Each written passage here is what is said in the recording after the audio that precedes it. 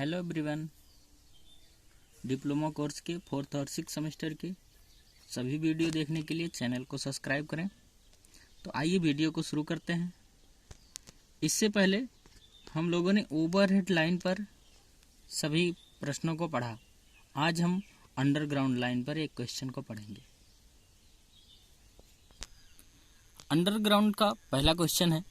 Underground में प्रश्न कह रहा है कि एक 415 वोल्ट 50 हर्ट्ज 3 फेज की लाइन से 100 मीटर दूरी पर स्थित एक 100 kVA 415 वोल्ट 50 हर्ट्ज 3 फेज के इलेक्ट्रिक सब स्टेशन को अंडरग्राउंड से जोड़ना है। इस लाइन के लिए केबल का मेजरमेंट करना है। 100 मीटर लंबी लाइन है, सामग्री की गणना करना है। इस लाइन के लिए इंस्टॉलेशन में लगने वाले लेबर चार्ज को निकालना है। इसमें हमारा पहला स्टेप होगा करंट फाइंड करना। करंट फाइंड करने के लिए कह रहा है कि इलेक्ट्रिक सब स्टेशन का जो पावर क्वेश्चन में दिया है, इलेक्ट्रिक सब स्टेशन का पावर वो दिया है 100 kVA। क्वेश्चन में दिया है 100 kVA। इसे VA में चेंज कर देंगे, 100 गुणे 1000 हो जाएगा। लाइन का वोल्टेज जो दिया है वो दिया है 415 वोल्ट। लाइन का वोल्टेज कितना दिया है? 415 वोल्ट। तो हम लाइन का करंट निकाल लेते हैं। लाइन के करंट के लिए का हमारा फार्मूला P/√3V के, जहां से करंट की वैल्यू आ जाएगी 139.178 एम्पियर। मान लेते हैं जो हमारी निर्वर्तमान लाइन है वो हमारी लाइन है, चाहे वो ओवरहेड हो, कोई भी लाइन हो जो कि जा रही थी, ये हम उनको दिखाए हैं, जो कि कितनी है? 415 वोल्ट 50 हर्ट्ज 3 फेज की लाइन है। अब यही कह रहा है कि यहीं से 100 मीटर दूर स्थित, जो 100 मीटर की ये लेंथ दिया है, ये 100 मीटर दूर स्थित 100 kVA का, यहाँ पर जो लोड है वही क्या है? 100 kVA। यही 100 kVA का जो कहे, यही कह रहा है कि ये सब स्टेशन है। आप चाहे सब स्टेशन कहे, चाहे कुछ भी कहे, आप मानो उसको वो क्या है? एक लोड है। तो हमारे ख्याल से क्वेश्चन आपको समझ में आ गया होगा।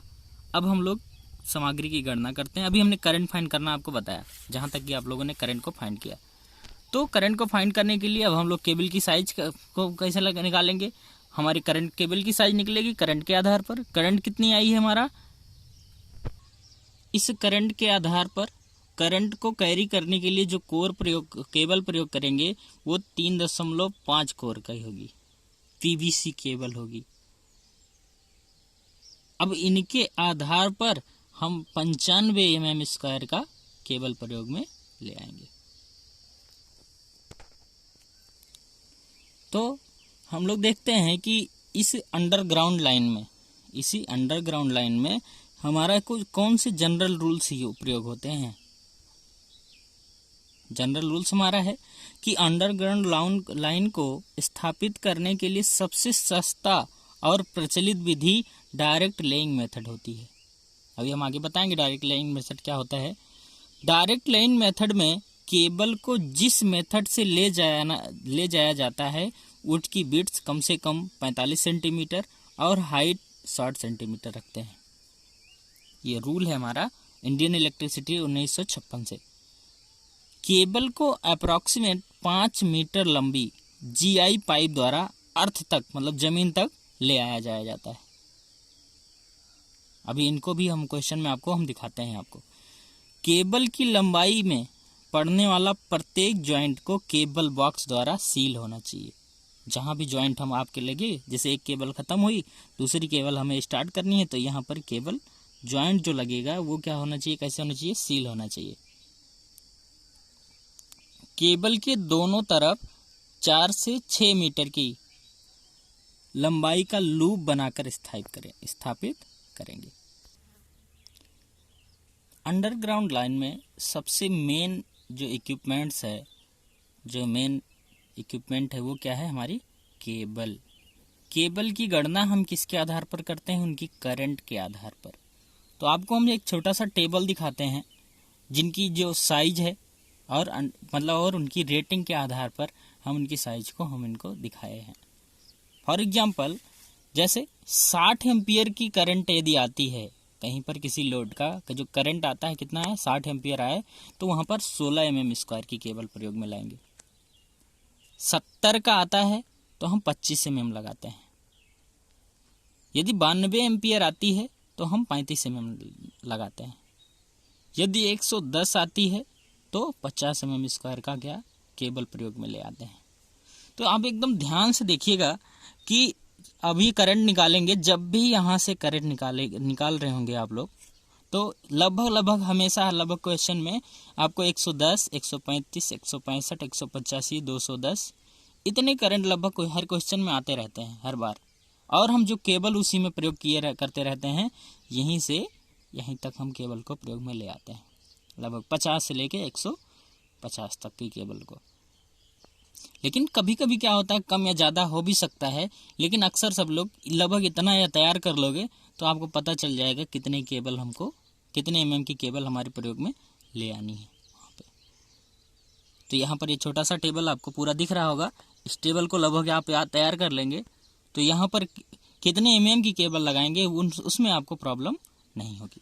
इसके बाद आपका इसके बाद का स्टेप आता है आपका एजम्पशन, मतलब पूर्वानुमान। क्वेश्चन को पूर्वानुमान में बदलते हैं। पूर्वानुमान में हमने देखा कि अंडरग्राउंड लाइन एक स्ट्रेट लाइन में ले जाएंगे, मतलब टेढ़ी मेढ़ी भी ले जा सकते हैं, क्योंकि 100 मीटर है इसलिए हम क्या करेंगे, स्ट्रेट लाइन में ले जाएंगे। केबल के रास्ते में कोई भी क्रॉसिंग वगैरह नहीं रहेगी, चाहे वो रोड हो चाहे वो रेलवे क्रॉसिंग हो, कोई क्रॉसिंग हम प्रयोग में नहीं लेंगे, क्योंकि क्वेश्चन में दिया भी नहीं है तो कोई क्रॉसिंग हम नहीं प्रयोग करेंगे। केबल 50 मीटर के बंडल में उपलब्ध है। केबल कैसे उपलब्ध है, 50 मीटर के बंडल में उपलब्ध है। केबल को डायरेक्ट लेइंग मेथड द्वारा स्थापित करेंगे। केबल के कई मेथड्स हैं स्थापित करने के, आप लोग बुक में देखिएगा। अब उसको बताने लगेंगे तो बहुत समय लगेगा, तो आप जानिएगा कि डायरेक्ट लेइंग मेथड से द्वारा हम वहाँ पर स्थापित करेंगे केबल को। तो बेटा ये फिगर आपको दिख रहा होगा आपके सामने, इस फिगर को आप सर्विस कनेक्शन में मैंने आपको दिखाया था। तो इस फिगर में हमने जो सर्विस कनेक्शन दिया था वर्कशॉप में, उसमें हमने दिया था डायरेक्ट लेइंग मेथड के द्वारा ही सर्विस कनेक्शन को दिया था हमने अंदर में। तो इसमें हमने किया क्या था, आपको इस क्वेश्चन में था जो सर्विस कनेक्शन का था 3 फेज 5 वायर सिस्टम के द्वारा था, लेकिन हमें यहाँ पर जो ले आनी है 3 फेज ही ले आनी है। 3 फेज को हमने मान लेते हैं हमारा आर, वाई और बी, तीनों को हम इनके फ्यूज के द्वारा जोड़ करके अंडरग्राउंड केबल के केबल बॉक्स में लेके आते हैं। ये हमारा केबल बॉक्स है। इस केबल बॉक्स से लेकर के जमीन तक हम जीआई पाइप के माध्यम से लेकर के आते हैं। अब यही जीआई पाइप कैसे जुड़ी है, जीआई प्लेट के द्वारा, जीआई क्लैंप के द्वारा जुड़ी हुई है। अब वहां से लेकर के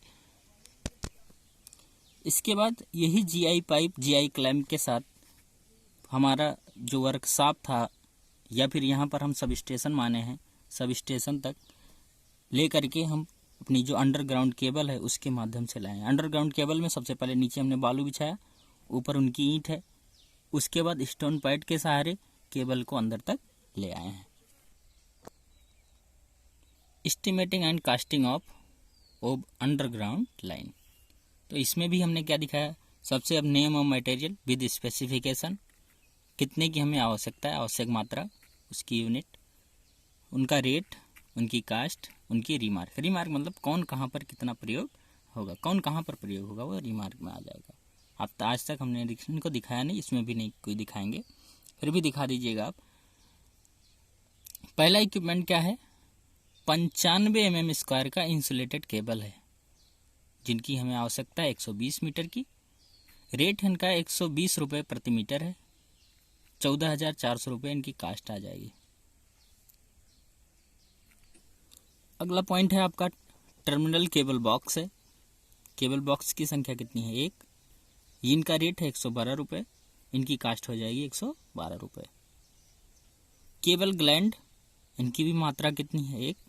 रेट क्या हो जाएगी 80 रुपये, कास्ट हो जाएगा 80 रुपये। केबल कंपाउंड आवश्यक मात्रा में, केबल का जोड़ पदार्थ 75 रुपये। केबल लग, इनकी आवश्यक मात्रा कितनी है, 6। रेट हो जाएगा 19, कास्ट हो जाएगी 114 रुपये। रोल टेप 10 रुपये का, 10 क्वांटिटी में 10 चाहिए, कंप्लीट कास्ट हो जाएगी 200 रुपये। क्लैम की कितनी आवश्यकता है? 6, रेट हो जाएगा 10, कास्ट हो जाएगी 60। एमएस चैनल, एक एमएस चैनल आपकी आवश्यकता है 1 मीटर का, जो कि है, इनकी कास्ट 100 रुपये है। यही एमएस चैनल पर हमारी केबल बॉक्स लगेगी, स्थापित होगी। नट बोल्ट की कास्ट 20 रुपये हो जाएगी। सीमेंट कंक्रीट हम 500 रुपये का मान लिए हैं। ट्रांसपोर्टेशन चार्ज हमने मान लिया है 500 रुपये। कुल मिला के हमारी कुल लागत आती है 16,211 रुपये। ओवरहेड चार्ज कंप्लीट का 10% 1621, एक्स्ट्रा चार्ज 891 रुपये 5% संपूर्ण का, सुपरविजन चार्ज 10% 1783 रुपये, लेबर चार्ज कंप्लीट का 20% 3566 रुपये। टोटल कास्ट आती है आपकी 24,072 रुपये। तो ये था हमारा न्यूमेरिकल अंडरग्राउंड लाइन पर।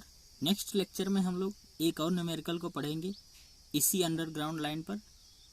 तो सभी लोग एग्ज़ाम डेट को देखते हुए यदि हो सके तो रूम पर आ जाओ, जिससे स्टडी कंटिन्यू कर सको।